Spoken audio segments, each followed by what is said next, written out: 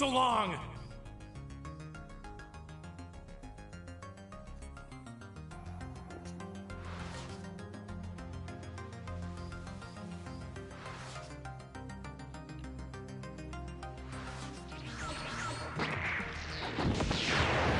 Check out my perfect form. It's perfect.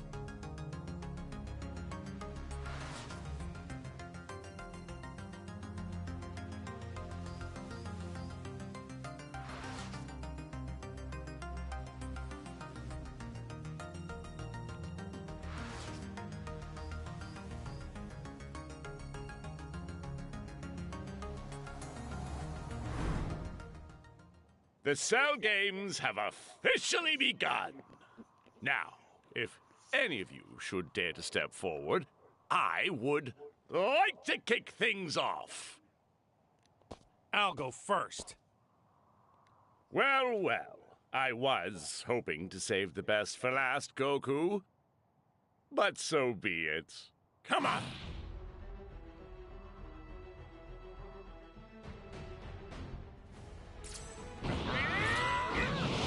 Too slow! No way!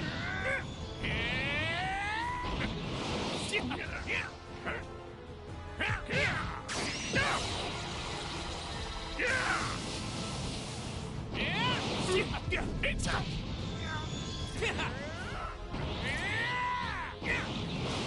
Too slow! I'm not done yet.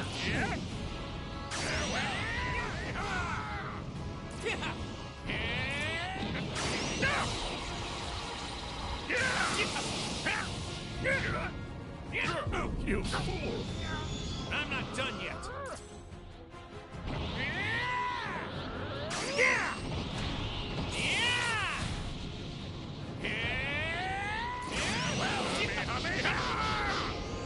Forget it.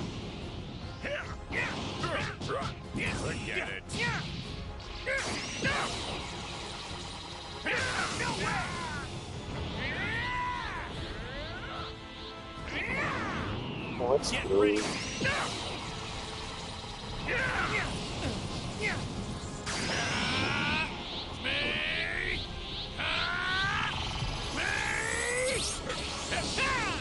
Oh!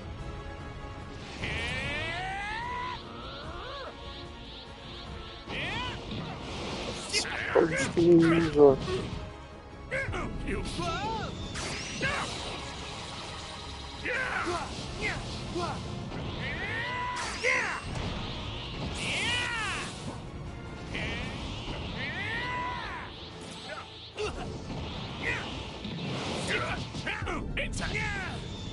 Oh, deny. Oh, sorry.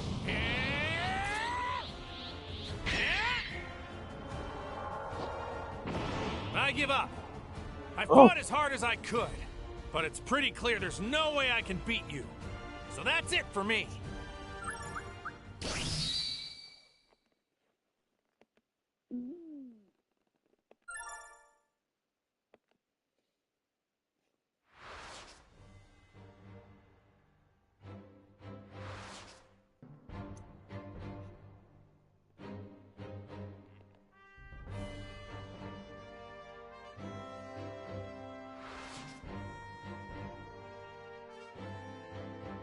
The truth is, I hate fighting. And I don't want to kill anyone. Believe it or not, I don't even want to kill a bad guy like you.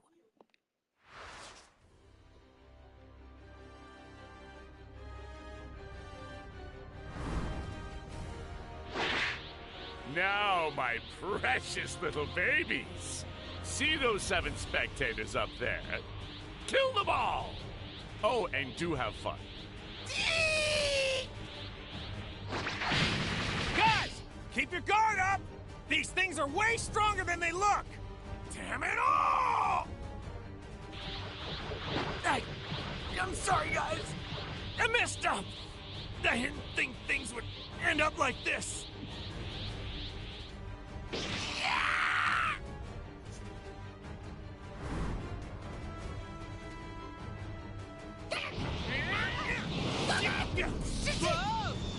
I'm not done yet.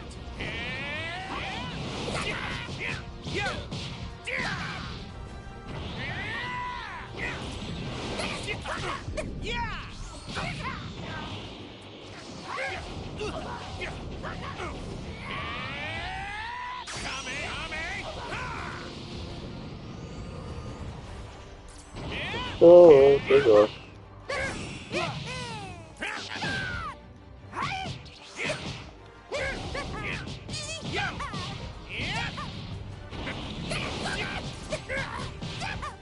No!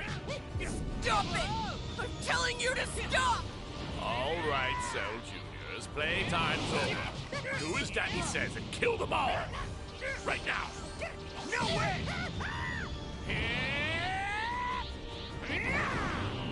All right, let's go. Me! Me! Sweet. You've changed. You got what you wanted, and I'll never forgive you!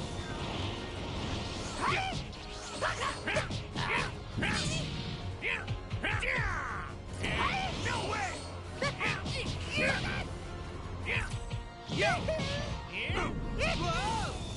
I'm not done yet.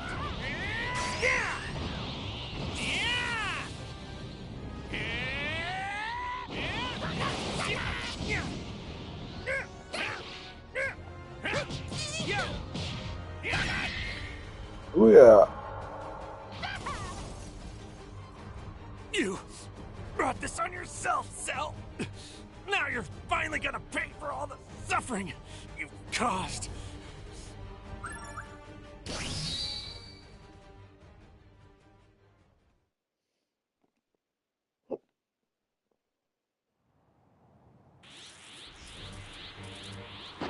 Go on! What are you doing? Finish him! It's all up to you! What, do you want me to end it already? I'm not letting him off that easy. He deserves to feel the same pain he put all his victims through.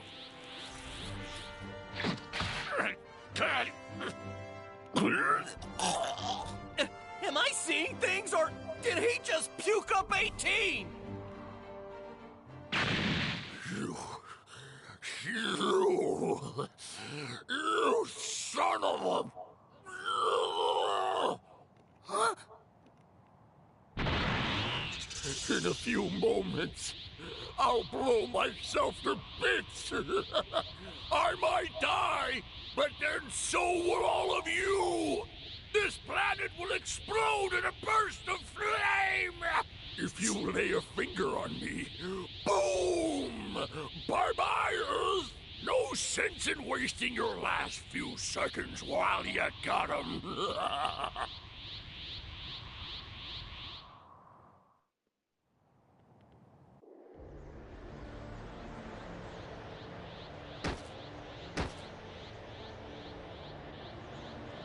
I've killed us.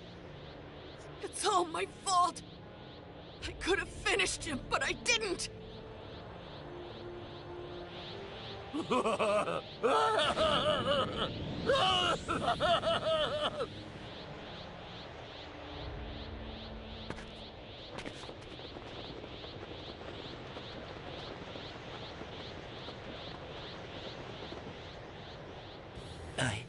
I know that look.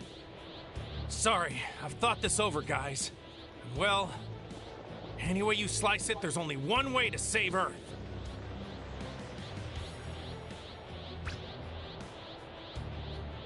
Goodbye, my friends. Goodbye? You're not thinking of... Goku! No!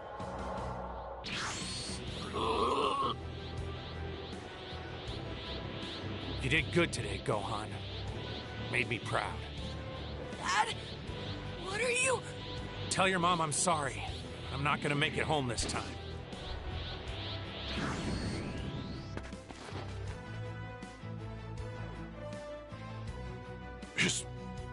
His energy, it's gone without a trace.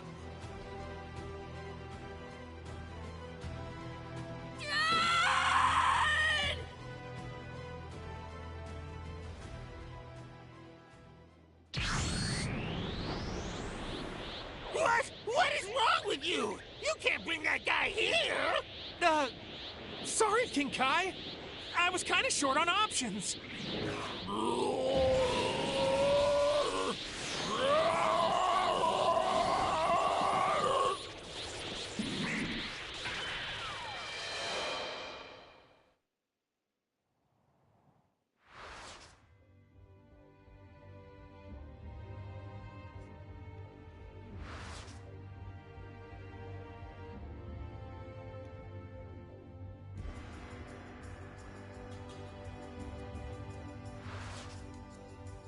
take care, okay?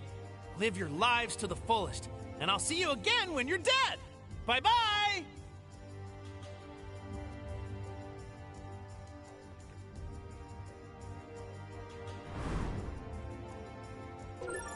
Well, that's nice.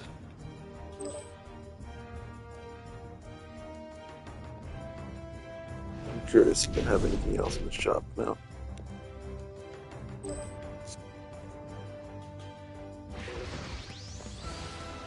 Wow!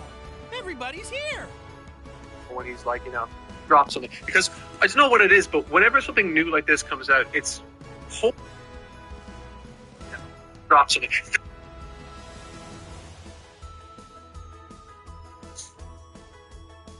It's halted with like, oh, there's just suddenly a rush of new canon and a rush of new confirmation of things that were theorized about, like obviously there was the mention later on about like, how old like Saiyans get a growth spurt and all that kind of stuff. I'm sure we'll talk about that later. But like even little small things like pointy ears being indicative of like creatures or entities being from the demon realm. Like all of a sudden now we go from like watching Dragon Ball like when we're kids and like, oh, Piccolo's a demon. Oh wait, no, he's not. He's a slug. Oh wait, no, he's actually a demon again. What's happening? So it's like everything is sort of like kind of like being pulled and yanked in different directions. And when I heard that, like, I know. I forget his name. You'll all probably have it written down somewhere. But when they were said that, like, oh yeah, no, we're demons, I'm like, you know what? That makes a lot of sense. I get it. Like that's just great. wanna Now that we have a know, kind of like don't some you? kind of like defining What are trait you to look at. looking for Like today? whenever we see someone with a pointy ear, we're like, they're originally from the demon realm. That's, I don't know. I love Yeah, stuff like that how because goes it like kind of it? ties in retroactively Okay, change. see ya. It retroactively changes our kind of like view of almost everything, really. But before we dive into the, well, actually, no, this is pretty much one of the first things that I noticed. Actually, now that I mention it, the setting of this story, it's not in. It's almost like a different reality of like it's set realistically right after the events of Dragon Ball Z, obviously, but it's not. It's well, yeah. Maybe go into that because I'm interested. I was a little confused. So like, obviously, this isn't in the same realm as Super was then, no? Yes, this is the big talking point that a lot of people have focused on from the episode. So it takes place after the demise of Majin Buu, before the end of CE. This is Trunks' 9th birthday. What makes this complicated is to do with the Kaioshin and the fact that they have defused and had a different explanation as to what took place in Super and what was said in DBS manga. Yeah. And it also kind of contradicts the fact that, this takes place before Battle of Gods, but they are fused again in Battle of Gods. So there's a whole web of things to untangle here, which is interesting. Yeah. Obviously, I'll let you guys talk about, ways that you can reconcile that. I've seen some different theories about how this could work and whatnot. But I think some important context to add is that Daima did begin as a side story without Toriyama's involvement when it was first conceived of. Yeah. And we're talking very, very early days, talking 3 years ago now. He joined and then gave some advice here and there, kept giving advice, and suddenly he'd created this whole new story, characters, worlds, designs, the full shebang. And it suddenly turned into, this is the most I have been involved with a Dragon Ball TV series. And we hear that all the time, Toriyama's really involved this time. Very, very much true in this case, to the point of looking at animation, storyboards, the whole shebang. Very, very heavily involved. So that's certainly interesting. Yeah, it's very strange that you don't normally see like someone like Akira Toriyama now, obviously, but like just any creator that when they're helping produce a TV show or a continuation to their story, there's normally like a way that they go. They very rarely are presented with an opportunity to go like, well, actually, do you want to try this again, but just in a different way? Because then that kind of takes into the question, like, is this canon? Is it not canon? Is it an alternate reality? Is it an alternate take on what could have happened if such and such a thing happened? I'm sure, like, there's a chance that we could get an answer to that later. I honestly have no idea. But at the moment, it very much seems like a what-if scenario, almost like, and obviously it's clear to see the similarities to GT here, like, but I do like obviously the nature of the wish and how it changes that particular dynamic. But in terms of a start and all that kind of stuff, there's plenty of questions for me to that I have in my head, and hopefully we'll get some answers throughout. But if nothing else, I just love the little tidbits of information, like the pointy ears of the Kaioshin are like actually, oh no, they're actually originally from the Demon Realm, or that kind of stuff, or even Namekians, or Mr. Popo is from the Demon Realm. So all of this stuff suddenly making a lot more sense. Like Popo wouldn't be from that world, that makes sense. So yeah, I don't know. It's all a bit confusing now, but I suppose in a way that's a good thing, at least if they explain stuff later on, which they very well might not. But fingers crossed they do. Yeah, the Namekian bit is probably the most interesting for that, because obviously for decades now we've lived in this accepted reality where originally Demon King Piccolo was introduced as No other choice but to take and action. then later down the line, the Xehanort rolls around and they're like, oh, you guys are actually just aliens from this place over here. And so we just kind of accepted, well, that wasn't true. He was just dumb. But now, even like 30 some odd years later, we've come up with a way where both are true. Where, like, they were originally from the Demon Realm. And the manga talked about this a little bit. In the Granola arc, we talked about, our clans are scattered throughout the universe because we originally came from a different realm. So this kind of plays into that. They were originally from the Demon Realm, they were there, and they seeped out into the regular universe. So they are really also very, very clever way to tie them all together. But even you explain that there, just giving me pause thinking, is there a bunch of different things? Like, okay, like for instance, like the Super Dragon Balls, how do they play into this? Do they contradict this? Are the Namekians the ones that are in charge? One would suppose that because of the way this Elden Namekian guy that's introducing this first episode acts in relation to the Dragon Balls, that he must have some very profound understanding of them, if not some sort of kinship with the magic. I don't know. Like, are the Namekians the ones who developed the Dragon Balls, and if they did, how did the Super Dragon Balls come to be? Or, conversely, if the Super Dragon Balls were the OG first ones, how did they get into the Demon Realm, and how did the Namekians get out of there? So, like, there's loads of these different questions that just that one little piece of information that was released has me just chomping at the bit to figure out an answer to. Now, I don't have the answers, which is frustrating, but yeah, I guess that's what the next, I don't know, fucking 20 episodes or whatever episodes are left in this, we're going to hopefully get answers to.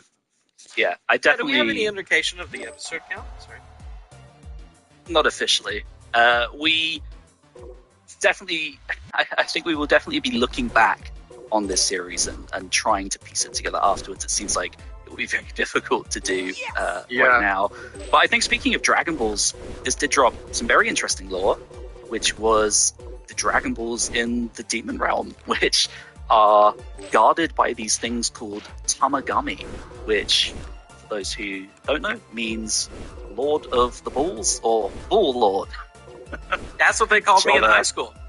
Yeah, whichever you prefer. So, yeah, it's very interesting to see these very strange, almost kind of robotic-looking things. I mean, they have the Dragon Balls that have embedded in their bellies, I think we saw, and that's kind of it's kind of giving Shadow Dragons a little bit. I think it introduces an interesting dynamic as well, because it shows that Gomar is frustrated with what's going on here, even though he's now self-proclaimed King Gomar. He's still forced to go off and use their dragons. There's an interesting area to unpack there. Yeah, definitely. Especially with those like guardians that are guarding the Demon Realm Dragon Balls. And like there was a remark that the Kaioshin's name. What's his name again? Vegas. If I'm remembering correctly, now I've only seen the episode once. I will watch it again. But didn't he say something that he seems very surprised that the Earth's Dragon Balls had like 3 wishes? So I'm assuming there's like a different count of wishes for them, and it's less than that. But it's interesting, and as well, they did mention that like because of Earth's situation, that they're kind of like their wishes might be divined or dictated by white magic or something, and so it kind of like makes you wonder then. What does their dragon have a different set of rules? Does it is it capable of different things? There's like loads of because of his surprise, you can almost read into a little bit about what this new dragon that's in the Demon Realm is capable of or not capable of. Yeah, we went very very RPG with the black magic and white magic stuff, which I thought was really interesting. Alongside the Dragon Balls, is a new character who is significantly funnier than I thought he was going to be. If you cast your minds all the way back to the reveal trailer, we saw this Namekian eye, and it's looking all sinister and crazy. We now learn that this character is called, the subs use Nebo. The word is Nebo, which means sticky in Japanese. He is a sticky slug man. He is incredibly funny, doesn't shower, very much a Dragon Ball fan, self-insert. Great guy. Also very much a Toriyama. Definitely seems that way. Just again, there's just so many questions that are created by just the advent of his character alone. Like just to pick one thing, like the fact that he has this sort of divine control that we've never seen before. Like the entire point of early Dragon Ball was to spend like an inordinate amount of time looking for these balls, then just kind of like undergoing all these different challenges. And it did get easier and easier over time to the point where it just became a quick errand, like as recently as Dragon Ball Broly. But in this one, he raises his hand, brings the stones to him, and then turns them back into active Dragon Balls. So many questions again. I'm realizing now, as I'm like, thinking back through this episode, like it creates more questions than it does answer anything, which I guess is a good thing for a first episode to do. Yeah. So definitely felt like a prologue. Not truly started. That's true. I actually was so convinced as well that this episode would contend with a lot of the we would see like in the first trailer. Famously, there's just constant shots of them being kids, and I thought that was going to happen in the first episode, but it didn't. Didn't at all. Well, kind of. For about half a second. Right, but we didn't see any kids though. Yeah. So, yeah, I'm very interested. Also, by the way, I did. I went to dinner between seeing the episode and this podcast, and I got to show my brother, who's like really big into DBZ. We both watched it together, but I've obviously been much more into it. He recently got into Super, and he really liked it. And I said, "Do you want to see some pictures from the first episode of Daima?" And he was like, "Yeah, okay." And I showed him some because they're all. And he just lost his mind. Like, that looks absolutely incredible. So, like, just from like a very casual standpoint, this is also appealing to them as well. So, yeah, I just big fan of the aesthetic, big fan of the direction of the first episode, and just was very surprised that we didn't see them as kids actually. But yeah, and even with the episode's extra length and all that kind of stuff, we still didn't get to that. So interesting. Yeah, it's interesting. Sorry, Mom. I was just going to say, I think talking about the pacing of the episode is definitely a valid topic. I've seen a lot of people who have said, I think it would have been better served as a double episode. A double episode? Oh, you're thinking that... So I actually haven't seen anyone talk about it, to be honest. I've just seen people kind of like send their adulation regarding the actual art style. So is there a contingent of people that thought that we didn't get through enough story in this one? Yeah, so there's been some criticism that the recap takes up quite a lot of time, and then what we get after that is a lot. Fighting you was fun. Let's do it again when you're ready. I really enjoyed that recap. I also did. Again, this sort of takes me back to that Battle of Gods thing of I am being introduced to a new character, a whole new unexplored realm. I mean, they mention a demon eye, they mention a character called Abra. There's so much going on. Yeah. The demon eye thing is there's another thing as well. I just remembered all these things. Because they have 3 wishes, I know that Goma has he has 2 in mind. He obviously wants to make them all kids, but he also wants to wish for the demon eye thing, right? That's the thing that gives him power. I think that's what he said. Yeah, I believe that's what was said. Yeah, well, it's handed down from what different demon kings and all that kind of stuff, and he's the self-proclaimed new demon king. So I guess he thinks whatever. I'm not actually 100% sure. I assume it's to do with power. I think he said power, but the 3rd wish is something that Kaioshin, that his attendant, is very eager to wish for something. We still don't know what that is. So that I am curious. We also saw another kind of shadowy character, also with demon ears and stuff, looking on in the corner. Oh, there's another character. What's her name? I forgot are you talking about the something like that? Yeah. I think it's my turn now. So let's have medical defense over there as well. Very powerful one. Yeah, I think what I find interesting about her is that she's so if you think about something like you see villains who are often kind of doing so it's kind of like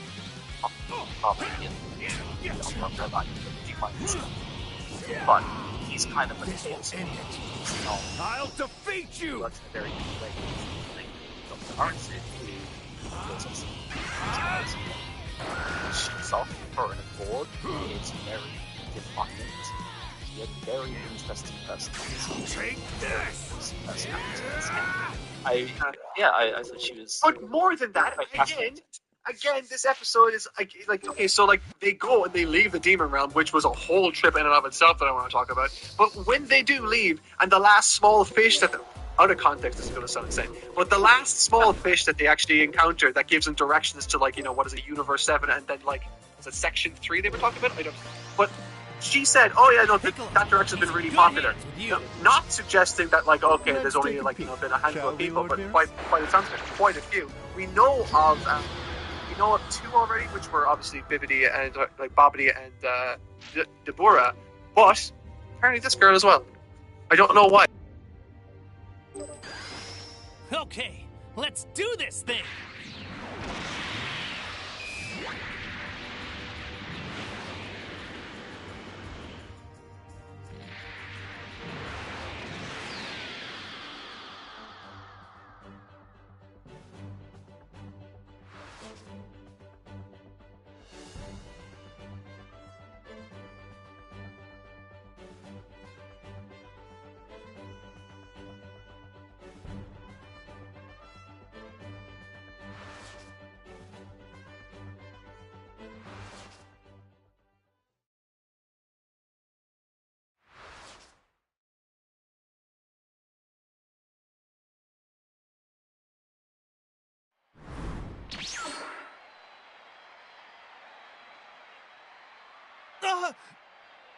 Are we back at the tournament arena?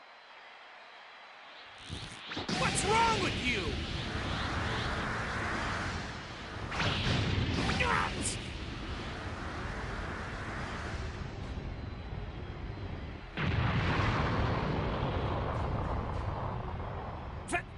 Vegeta?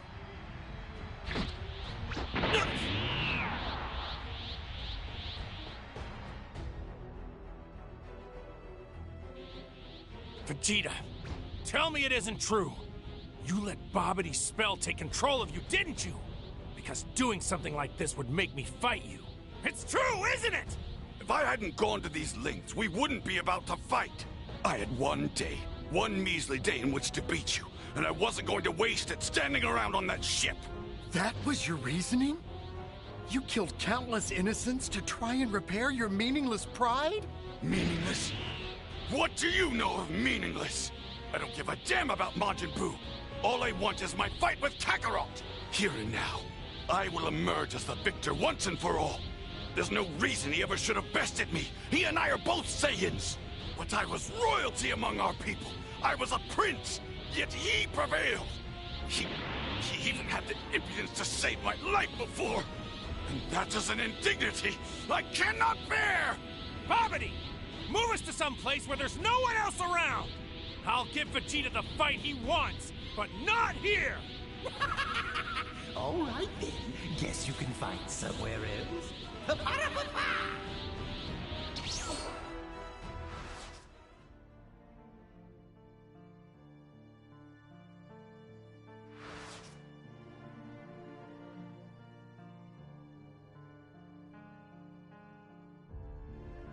For you to go this far, you must have wanted to settle the score real badly, huh, Vegeta? Can't lie, I get it.